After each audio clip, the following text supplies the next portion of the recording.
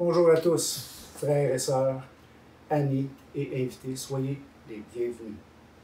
Nous sommes devant vous aujourd'hui par la grâce de Dieu.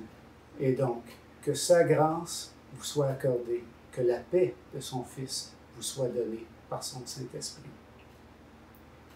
Nous sommes devant vous grâce à cette technologie qui nous ramène, qui nous rassemble, qui nous permet ensemble de pouvoir le louer, de pouvoir le glorifier. C'est pas idéal, mais c'est la réalité dans laquelle nous vivons. Donc, gloire à lui pour ça. Dans sa sagesse, le Seigneur Dieu nous a créés à son image. Lui qui était trinitaire, un être relationnel, nous a créés pour être en relation avec lui et avec les uns les autres. Nous avons été créés hommes, femmes, et nous aimons être ensemble, pouvoir se regarder, se côtoyer, se donner la main, se donner des câlins. Malheureusement, la réalité dans laquelle nous sommes présentement ne nous le permet pas. Mais encore une fois, grâce à lui, nous pouvons le louer ensemble par cette technologie. Dans ces relations que nous vivons ensemble, il arrive parfois qu'on erre, qu'on fait des erreurs, qu'on pêche les uns contre les autres, qu'on s'insulte, qu'on se blesse. Et même des fois, c'est nous qui sommes blessés. Et la parole nous dit de se pardonner les uns les autres. Et Dieu nous demande de faire ceci parce que lui, le premier, nous a pardonné. Nous qui l'avons offensé en voulant vivre notre vie indépendamment de lui dans le jardin. Depuis ce temps, nous sommes égarés, nous sommes loin de lui. Mais il y avait déjà un plan. Lui a envoyé son Fils, qui est venu vivre une vie parfaite que nous n'avons pas vécue, que nous ne pouvions pas vivre. Il l'a envoyé pour vivre cette vie. Et à la fin de cette vie, c'est lui qui est allé à la croix pour payer notre dette. C'est lui qui a racheté ce que nous devions. Et par ce sacrifice, nous pouvons maintenant avoir libre accès à Dieu, une relation rétablie à lui. Dieu nous a pardonné. Dans l'Épître Éphésiens, Paul a écrit « Soyez bons les uns pour les autres, avec un cœur plein de tendresse. Pardonnez-vous les uns les autres, comme Dieu vous a pardonné dans le Christ. » Ici, il nous demande de nous pardonner les uns les autres. Aujourd'hui, notre frère Amar Djabala va faire la prédication et le thème, comme vous l'avez deviné sûrement, c'est le pardon. Donc, allons à prière, suite à quoi nous allons avoir un temps de louange et la prédication. Prions ensemble. Éternel bon Père, Dieu 3 fois saint, quel privilège nous avons de pouvoir entrer dans ta présence, pas par nos mérites, mais par ta grâce, par ton amour, par ton pardon. Merci que tu nous accordes cette vie éternelle. Nous en sommes très reconnaissants. La prière aujourd'hui, Seigneur, c'est que si toute personne ont été blessées ou ont blessé d'autres personnes, qu'il puisse, Seigneur, par ton esprit, trouver la paix de pouvoir pardonner et dans le pardon, être libérés. Nous sommes devant toi des êtres imparfaits, reconnaissant nos fautes et reconnaissant aussi que par ton amour, nous sommes pardonnés. Dieu éternel, merci pour cette grâce que tu nous fais. C'est en ton nom qu'on te prie, Jésus. Amen.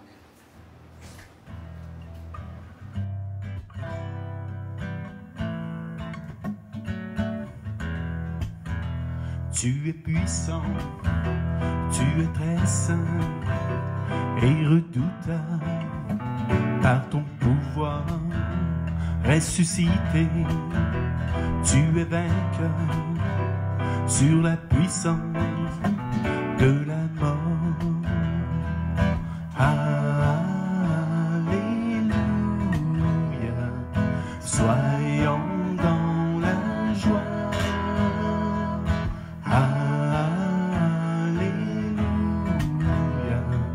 soyons dans la joie.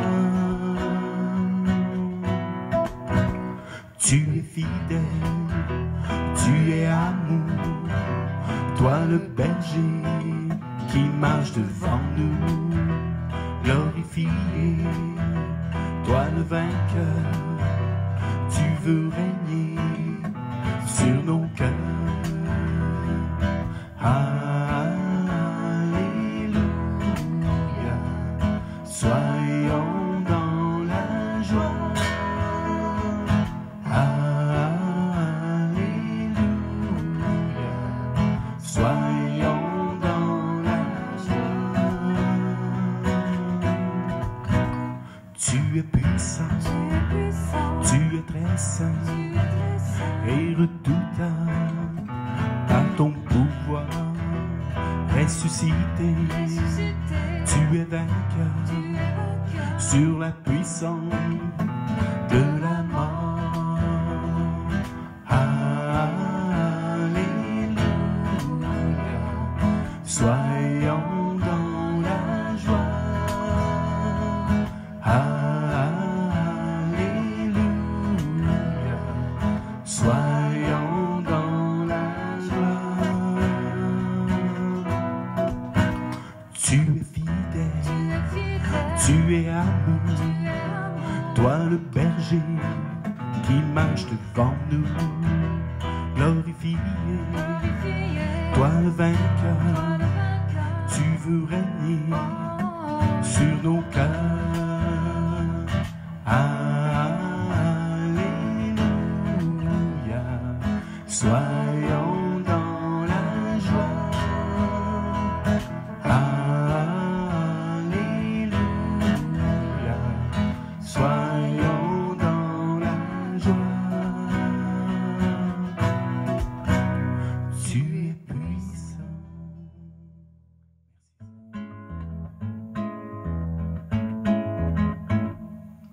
Entre tes mains, j'abandonne tout ce que j'appelle mien. Oh, ne permets à personne, Seigneur, d'en reprendre rien. Oui, prends tout, Seigneur. Oui, prends tout, Seigneur. Entre tes mains, j'abandonne tout avec bonheur.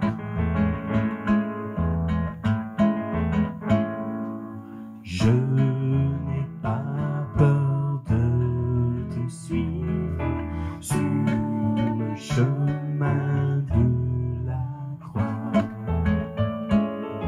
C'est pour toi que je vive, je connais, j'aime ta voix.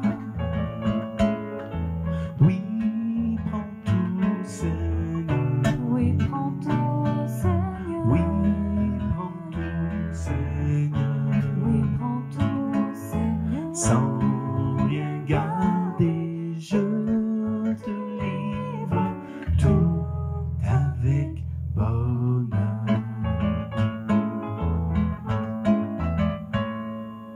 Tu connais mieux que moi-même tous les besoins de mon cœur. Et pour mon bonheur suprême, tu peux me rendre vainqueur. Oui, prends tout, Seigneur. Oui, prends tout,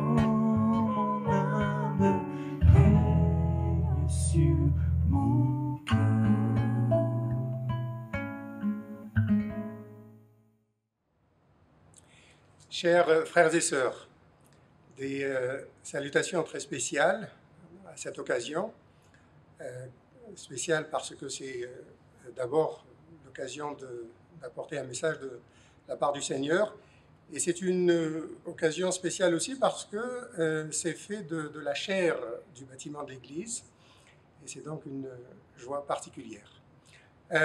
Le sujet dont je voudrais parler ce matin est un sujet à la fois important et difficile.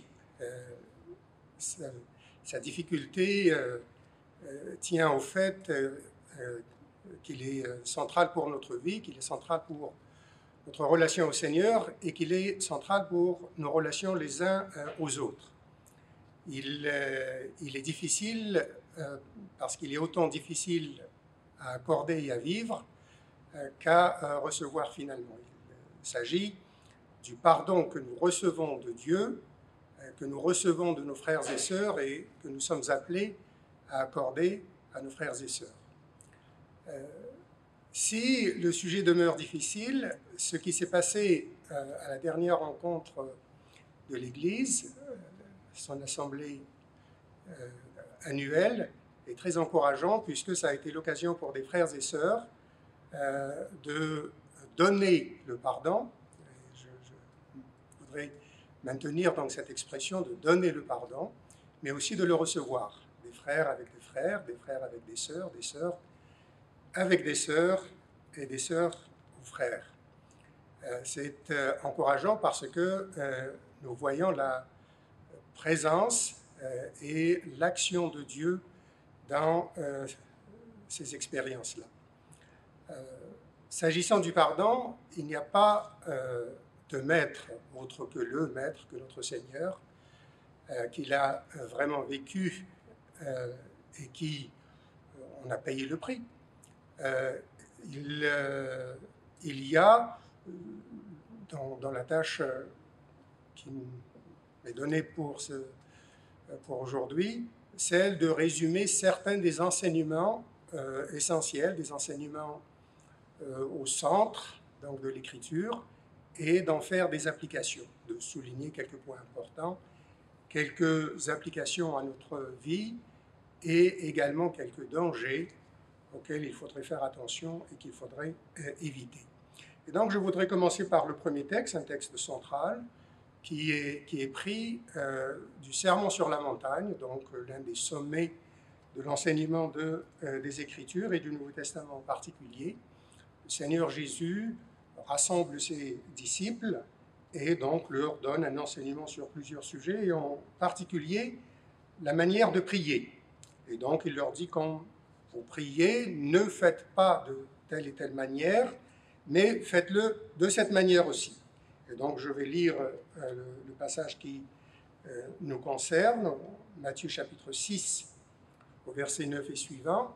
Il y a un passage parallèle dans Luc qui est plus bref. Celui donc qui nous retiendra, c'est celui de Matthieu 6.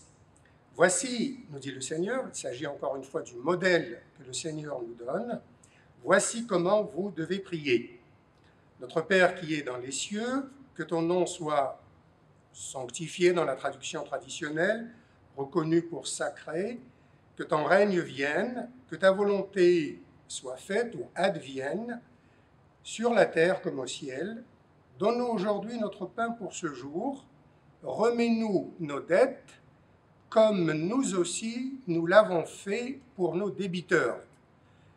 Ne nous fais pas entrer dans l'épreuve ou la tentation, mais délivre-nous du malin.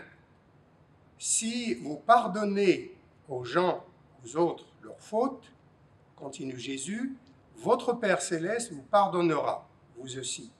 Mais si vous ne pardonnez pas aux autres, votre Père ne vous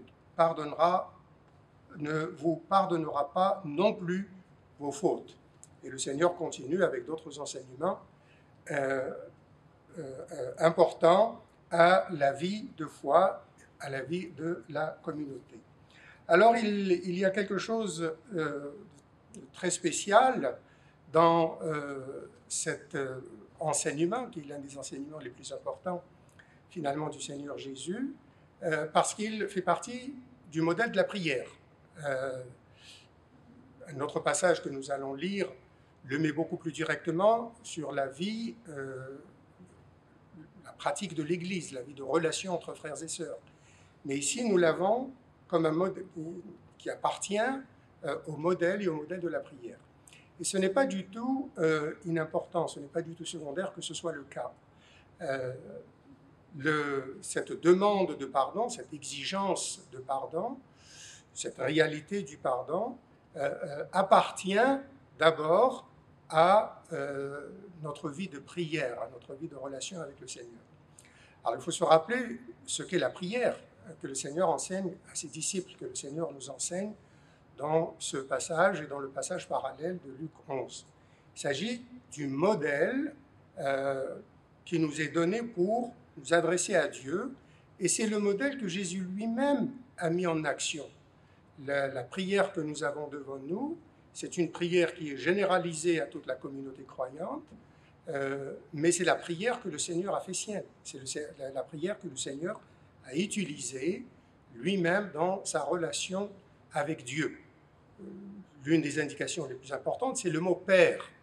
Notre Père, dit Jésus, c'est une application de la manière régulière, normale, en fait, que le Seigneur a toujours suivi quand il s'est adressé à Dieu, à son Père céleste, et quand, parlant en araméen, il lui disait « Abba ». Abba, un seul mot qui dit « Père, mon Père ».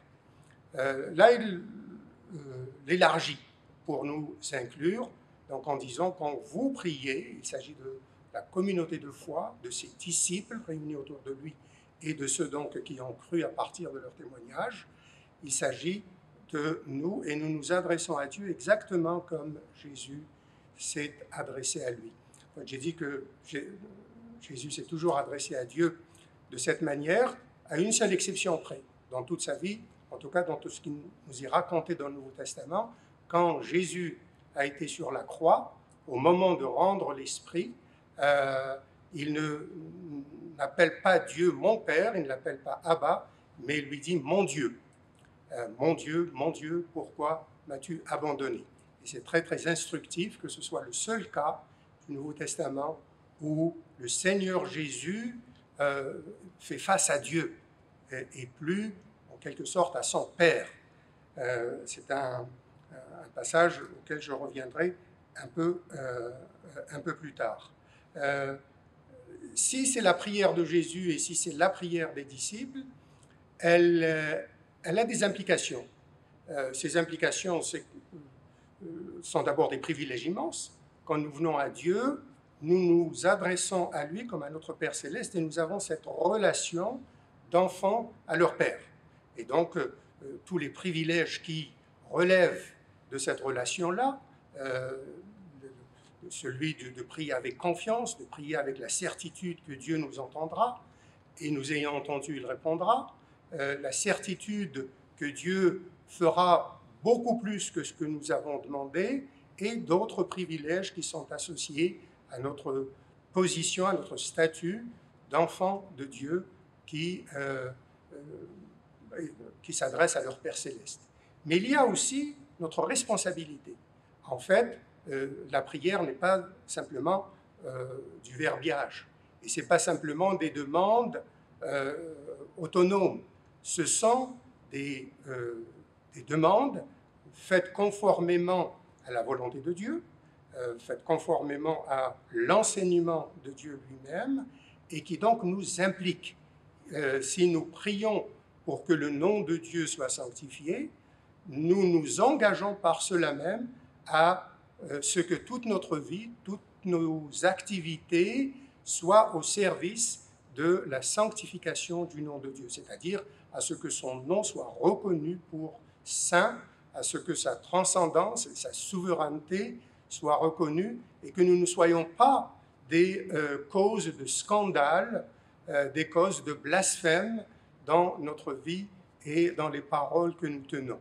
Et quand nous prions pour dire que ta volonté soit faite comme elle est faite au ciel, comme elle est parfaitement accomplie au ciel, qu'elle soit de cette manière accomplie sur terre, ben, nous faisons la même chose. Nous disons, je veux contribuer par toute ma vie, par tout ce que je fais, par tout ce que je suis, à ce que ta volonté se fasse et s'accomplisse, à ce qu'elle advienne par ce que justement toi-même tu fais.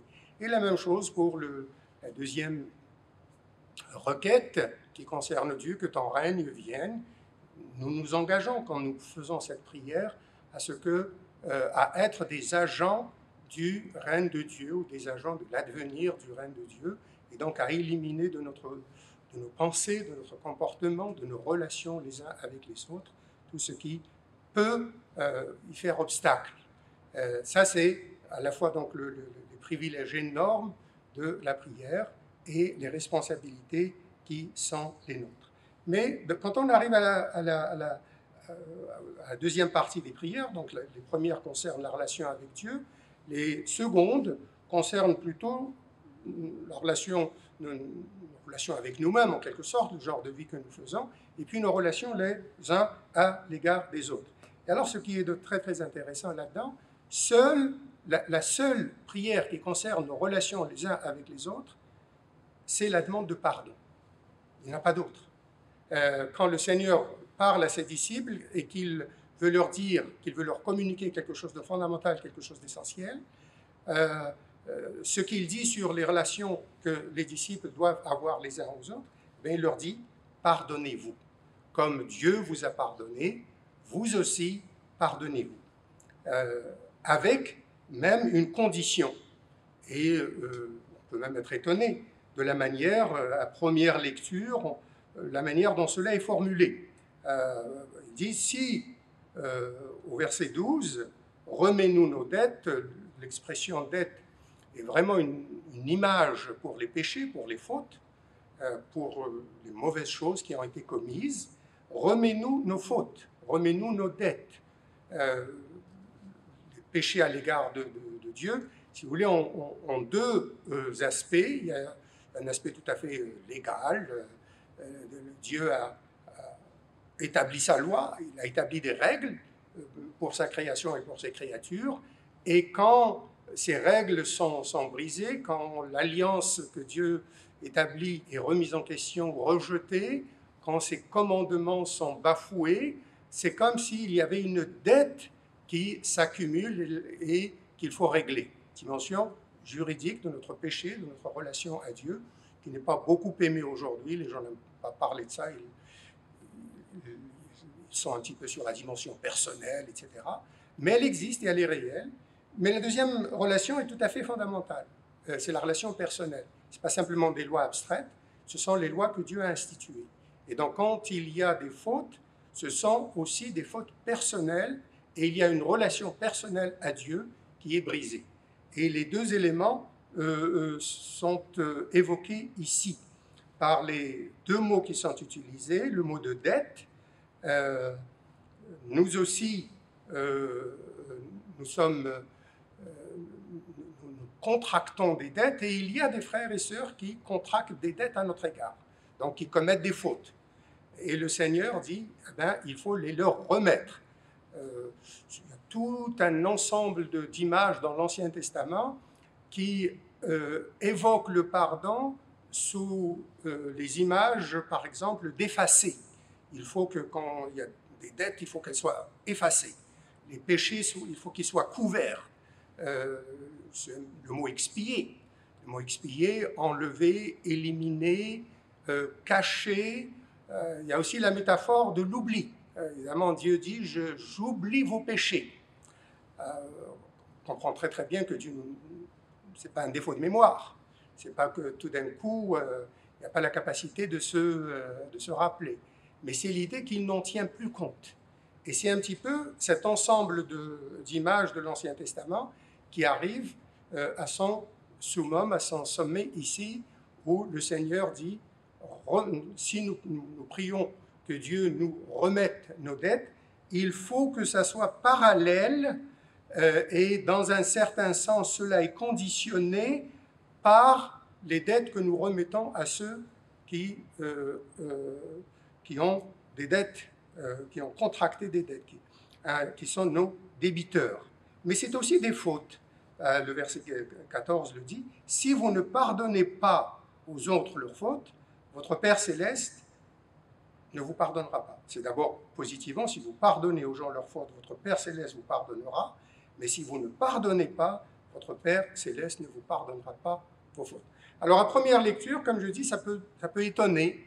On a l'impression de dire le pardon que Dieu nous accorde est conditionné par notre pardon à nous. Et si à ce moment-là nous refusons de pardonner, Dieu ne nous pardonnera pas. C'est une lecture trop simpliste et qui irait complètement à l'encontre de tout ce que le Nouveau Testament, par exemple, et même l'Ancien Testament pour cela, enseigne ailleurs. L'Ancien Testament rappelle que le pardon est accordé librement, gratuitement, par Dieu, parce qu'il est plein de compassion, parce qu'il est amour. Très intéressant, si on devait vraiment faire une étude du pardon dans ce qui a précédé le Seigneur Jésus, il faut s'intéresser à ces hauts moments où des croyants ou bien le peuple de Dieu dans sa totalité était sur le point d'être complètement éliminé.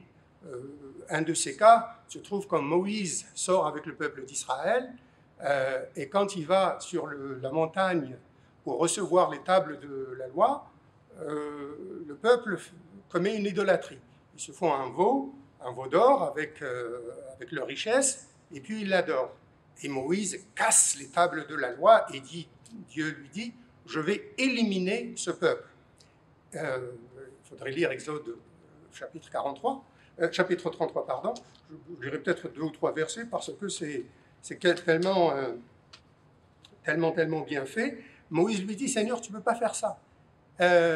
Et ce à quoi il fait appel, vous allez voir, c'est même exactement l'inverse, ce n'est pas parce que nous le méritons ou parce que nous avons pardonné. C'est au contraire, Seigneur, regarde ce que tu as dit. C'est toi qui m'as dit, fais monter ce peuple. Et cependant, tu m'as fait savoir que tu m'enverras avec moi, que tu enverras avec moi. Cependant, tu as dit, je t'ai distingué par ton nom et tu as trouvé grâce à mes yeux. Maintenant, je t'en prie, si j'ai trouvé grâce à tes yeux, fais-moi connaître tes voies. Et il faut lire tout le chapitre parce qu'il y a une concentration du langage de la compassion, de l'amour, de la pitié de Dieu, à quoi Moïse fait appel. Et puis, il y a le passage du psaume 51, quand David, le roi d'Israël, le représentant de Dieu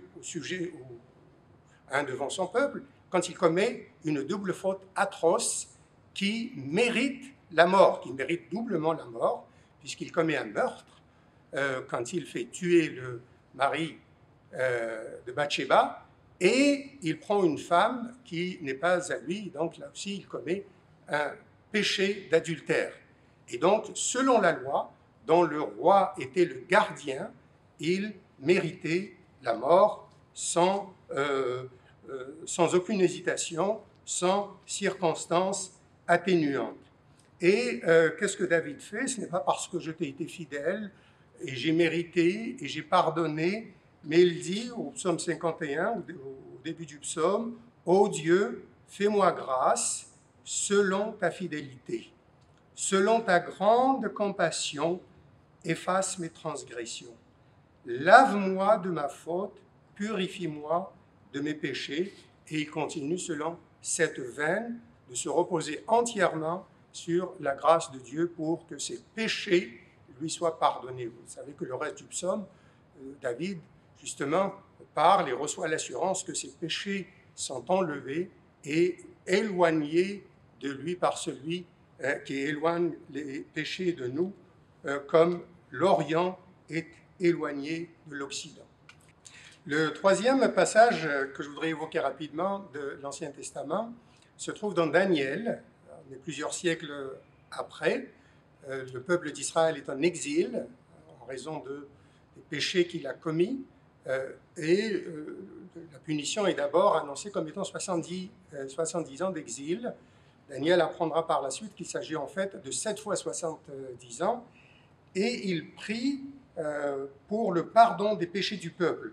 Alors je prendrai une partie de cette prière du chapitre 9 de Daniel, versets 17 et suivants, dit « Maintenant donc, notre Dieu, entends ma prière et mes supplications, à moi ton serviteur. Pour le Seigneur, fais briller ta face sur ton sanctuaire dévasté.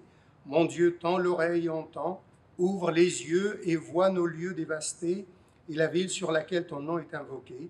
Car ce n'est pas à cause de ce que nous avons fait pour la justice que nous te présentons nos supplications, c'est à cause de ta grande compassion. Seigneur, entends, Seigneur, pardonne, Seigneur, sois attentif, agis et ne tarde pas. Pour toi-même, mon Dieu, car ton nom est invoqué sur la ville et sur ton peuple, sur ta ville et sur ton peuple. Les raisons donc sont très clairement évoquées, désignées. Dieu, nous prions pour que Dieu pardonne en raison de sa compassion, de sa grâce et de son implication dans la vie de son peuple.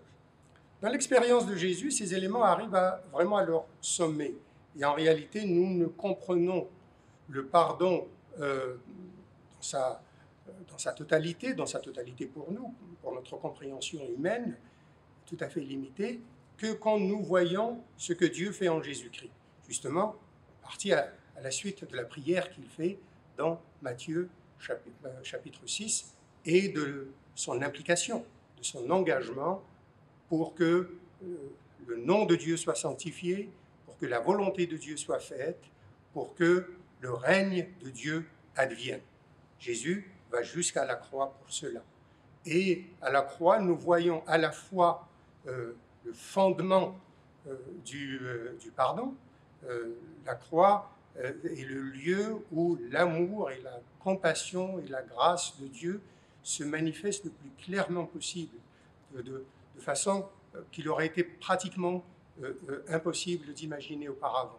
Si Dieu nous pardonne, si Dieu a pardonné son peuple sous l'Ancienne Alliance, si Dieu a répondu aux requêtes de Moïse, de Daniel, de David et d'autres saints et d'autres croyants dans l'histoire de l'Église, c'est parce que Jésus a pris le châtiment qui nous revenait, c'est parce que Jésus est allé jusqu'à la croix.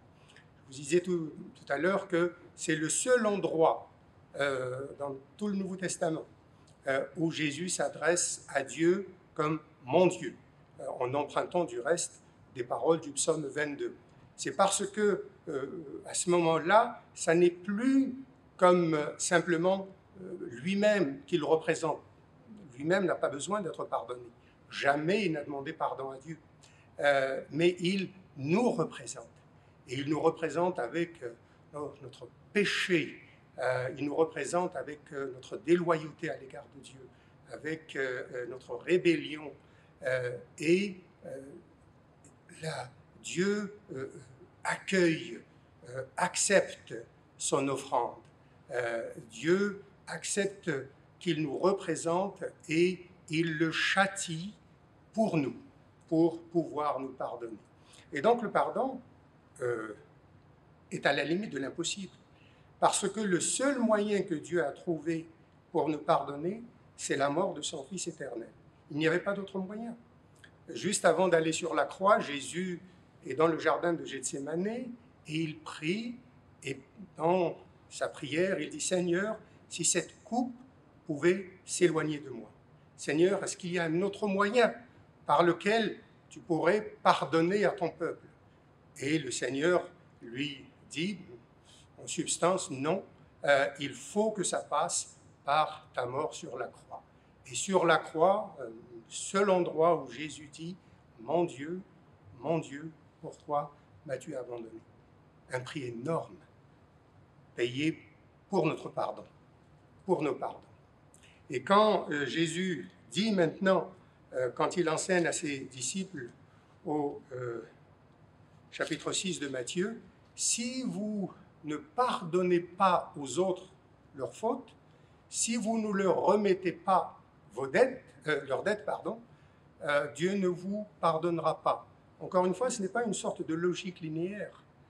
C'est en réalité parce que la condition se trouve dans la réalité même du pardon. Le Seigneur va l'illustrer. Je n'ai pas le temps, mais si vous avez le temps, lisez la parabole du serviteur ingrat, chapitre 18 de Matthieu. Il y a une parabole qui est à la fois riche, pleine d'enseignements positifs et presque terrifiante pour ceux qui refusent de pardonner. C'est que nous ne pouvons montrer que nous avons reçu le pardon de Dieu que quand nous le vivons à l'égard des autres. Je ne peux m'assurer pour moi-même, le cœur est tortueux, et nous pouvons très très bien dire, ben oui, j'ai confessé mes péchés, j'ai reconnu la seigneurie et la grâce de Dieu, et il m'a pardonné. Mais on peut se tromper soi-même. On peut vouloir profiter de l'aubaine. Dans cette parabole de Matthieu 18, qui présente deux serviteurs, un premier serviteur à qui on pardonne des sommes astronomiques. J'ai calculé une fois, c'était, je sais pas moi, 70 ans de travail qu'on lui pardonne. Et puis lui, il sort, il trouve un de ses collègues, un de ses co-serviteurs, qui lui doit l'équivalent de quelques centaines de dollars et qui est incapable de lui pardonner. Et le maître, apprenant cela, lui dit, serviteur mauvais, comment pouvais-tu agir de cette manière? Vous voyez, comment, toi qui as reçu un pardon si grand qui t'a évité la prison à vie, toi et toute ta famille, comment tu as pu te comporter de façon tellement ingrate, tellement impitoyable, tellement mauvaise à l'égard de ton collègue, à l'égard de ton co-serviteur?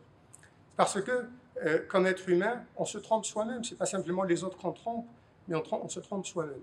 Quelle est la preuve que nous avons reçu le pardon de Dieu? Ben, c'est de l'exercer à l'égard des autres. Vous pouvez me dire, et là c'est réel, oui, mais c'est parfois difficile.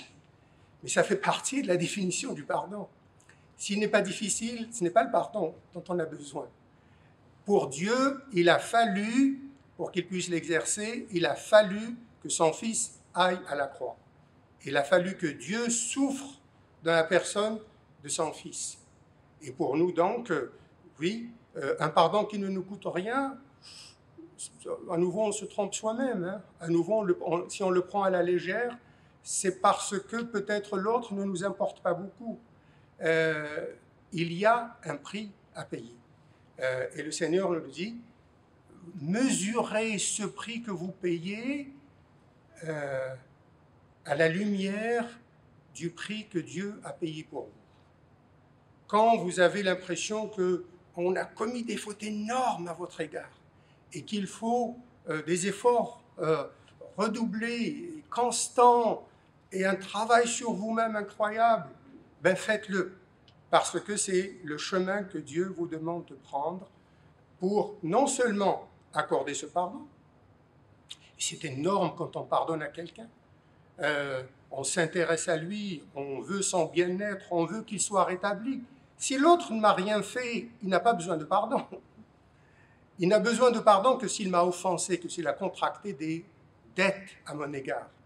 Et là, j'ai un privilège immense de le libérer et de travailler à ce qu'il retrouve sa relation avec Dieu. La parole nous le dit, n'est-ce pas? Elle dit, si quelqu'un a commis, c'est presque impossible à croire, mais dans ce même sermon sur la montagne, Jésus dit, si tu viens avec ton offrande, il est en Galilée, hein, il est au nord du pays, Jérusalem, où on fait des offrandes, est au sud, et il enseigne en Galilée. Il dit, si, donc tu vas à Jérusalem, tu apportes ton offrande, et là tu te rappelles que ton frère a commis quelque chose contre toi, pas que toi tu as commis quelque chose à son égard. Mais il dit, laisse là ton offrande, et vas-y te réconcilier avec lui. Et après, tu reviendras pour faire ton offrande. Vous voyez, pour Jésus, c'est immense cette affaire-là, de pouvoir œuvrer au bien-être, à la réconciliation des autres, à leur libération, parce que ceux qui commettent des péchés à notre égard, ils violent la loi de Dieu. Et ils sont dans de grands besoins, le besoin d'être rétablis. Ils ont besoin qu'on prie pour eux. Ils ont besoin qu'on les encourage. Et donc, vous voyez, quand souvent nous sommes figés sur nous-mêmes, nous sommes fixés sur nos besoins, parfois c'est inévitable. Hein. Si nous avons énormément souffert, si on nous a fait mal, c'est très difficile en plus de dire, bon, il faut que je pense à l'autre. Mais c'est la voie du règne de Dieu. C'est la voie de la communauté messianique et c'est ce à quoi le Seigneur nous appelle. Dans Matthieu 18, il y a l'exemple négatif. Il y a l'absurde de celui qui reçoit un pardon immense et qui ne pardonne pas. Dans Luc 15, il y a le côté positif.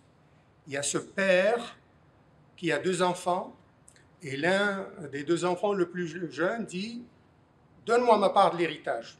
Il n'y avait pas droit, le père était toujours vivant. C'est l'équivalent de dire « Pour moi, tu es mort. Je veux considérer que légalement tu es mort et donc j'entre dans mon héritage. » Et plein de grâce, le père partage son avoir, il partage ce qu'il a en fait entre ses 2 fils, celui qui est resté et celui qui est parti. Et vous vous rappelez dans ce passage de Luc comment le fils va pour gaspiller tout ce qu'il a injustement reçu et il sombre dans la pauvreté, dans la déchéance. Et là, il se dit, ah tiens, dans la maison de mon père, il y a des serviteurs et ils sont mieux que moi. Mais je vais au moins aller retourner pour travailler et pour recevoir un salaire. Et assez souvent, on pense qu'il y a une repentance à ce niveau-là.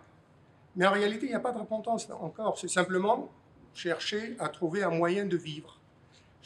Essayer d'être encore malin et de dire, ah ben, je vais dire à mon père que j'ai péché contre le ciel et contre lui, et je vais lui demander de me prendre comme un serviteur. Je vais faire un grand geste.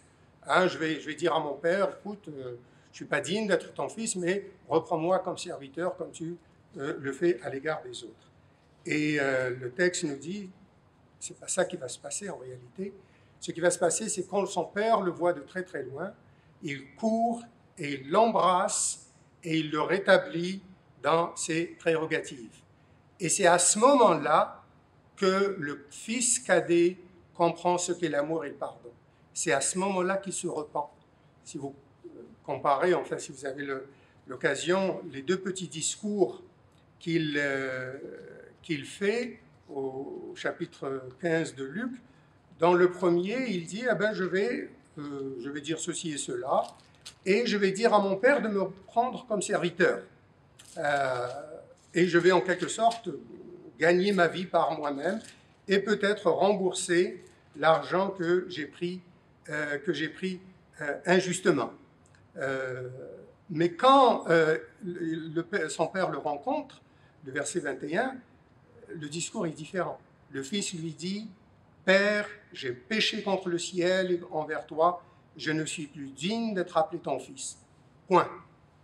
C'est la reconnaissance totale de sa déchéance, de sa faute, et c'est parce qu'il a reçu le pardon de Dieu, c'est parce qu'il a reconnu dans ce Père qui vient vers lui que ses fautes ont été effacées. Oui, c'est énorme ce à quoi le Seigneur nous appelle. Le Seigneur nous appelle réellement à vivre cette relation de pardon à l'égard des autres. Il y aurait beaucoup de développement à rattacher la notion de pardon à celle de don. Ce n'est pas simplement dans les mots qu'il y a un rapprochement, le pardon et le mot don. C'est qu'en réalité, dans la réalité elle-même du pardon, il y a cette commune origine, il y a cette co-appartenance. Le pardon est toujours un don. Et donc, il n'est pas mérité. Et donc, il vient parce qu'il y a des dettes. Il vient parce qu'on veut le rétablissement, le bien-être, la vie spirituelle de l'autre. Et c'est pour ça qu'on l'accorde. On le donne sans penser en termes de mérite. Très rapidement, je mentionnerai un 4e passage. Il se trouve dans l'enseignement de Paul. Et ça va nous permettre dans quelques minutes de mettre les points ensemble. L'épître aux Éphésiens, l'apôtre Paul dit « Voici ce qu'il ne faut pas faire » au chapitre 4 et « Voici ce qu'il faut faire ». En gros, évitez le mal, aimez-vous les uns les autres, agissez dans la vérité et dans l'amour. Et c'est comme ça que l'Esprit de Dieu va faire croître le corps à la mesure de la stature parfaite du Christ. Et à la toute fin du chapitre 4, il dit que toute amertume, animosité, colère, clameur, calomnie, ainsi que toute malfaisance soit enlevée du milieu de vous. Soyez bons les uns envers les autres, pleins d'une tendre bienveillance. Et donc là, il faut garder la traduction littérale. Faites-vous grâce, comme Dieu vous a fait grâce dans le Christ. Beaucoup de traductions disent « pardonnez-vous les uns aux autres », ce qui est une traduction tout à fait légitime, mais c'est une traduction qui ne permet pas de faire une connexion fondamentale et qui est la suivante. Le pardon est une mesure de grâce. C'est Paul qui invente incidemment, qui fait le premier cette application. Jamais avant lui, on a utilisé le verbe charizomai, faire grâce ou agir avec grâce, pour exprimer le pardon. Mais Paul a tellement bien compris dans sa propre expérience que Dieu nous pardonne parce que c'est un Dieu de grâce. Et que si nous nous pardonnons les uns aux autres, c'est parce que nous avons compris ce message et que nous voulons le vivre les uns à l'égard des autres. Qu'il utilise ce verbe « faites-vous grâce les uns aux autres » pour dire exactement l'enseignement du Seigneur Jésus dans Matthieu 6. C'est de cette manière que vous allez pouvoir pratiquer la vie de la communauté, c'est-à-dire en vous pardonnant les uns aux autres. Et c'est ce qui est attendu de nous, que nous réalisions la grâce que tu nous as faite, que nous réalisions que c'est par la grâce de Dieu que nous vivons, pas simplement que nous sommes venus à la foi, mais jour par jour. Et que si nous voulons maintenir l'unité du corps du Christ, maintenir la cohérence de ce corps et maintenir notre témoignage à la fois individuel et communautaire à l'égard des gens qui n'ont pas encore connu le Christ et ceux qui ne le connaîtront pas, c'est en nous pardonnant les uns aux autres. Que toute amertume, animosité, colère, clameur, calomnie ainsi que toute malfaisance soit enlevée du milieu de vous. Soyez bons les uns envers les autres, pleins d'une tendre bienveillance, faites-vous grâce, pardonnez-vous les uns les autres, comme Dieu vous a fait grâce dans le Christ, comme Dieu vous a pardonné dans le Christ. Que le Seigneur nous bénisse et qu'il nous aide à continuer de mettre en application cette réalité, ce privilège de pouvoir pardonner à ceux qui nous ont offensés et que l'expérience que l'Église a connue il y a quelques semaines puisse continuer et porter un fruit abondant. Que le Seigneur vous bénisse.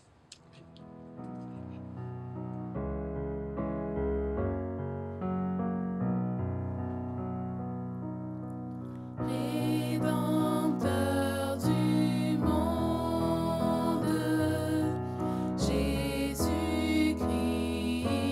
Fils de Dieu, ta joie et ta paix m'inondent, toi l'agneau venu des cieux.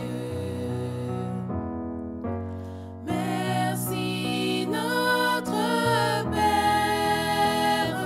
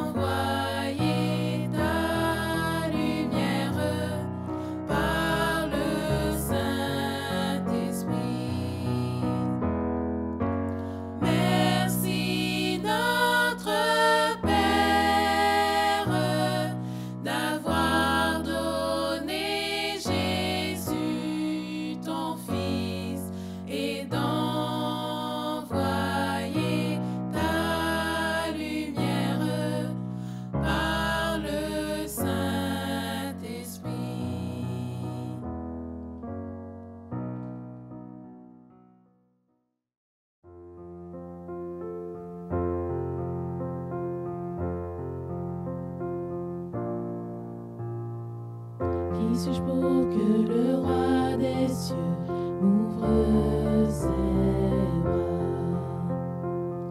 Perdu mais trouvé par sa grâce, son amour pour moi, son amour pour moi. Qui suis-je pour que le roi des cieux m'ouvre ses bras? Perdu mais trouvé par sa grâce, son amour pour moi, son amour pour moi. Il m'a libéré, ma dette est payée. Je suis enfant de Dieu, je suis à lui. Il m'a racheté à la croix grâce à son âme. J'étais esclave du péché, mais il m'a sauvé. Jésus m'a sauvé. Il m'a racheté à la croix grâce à son âme.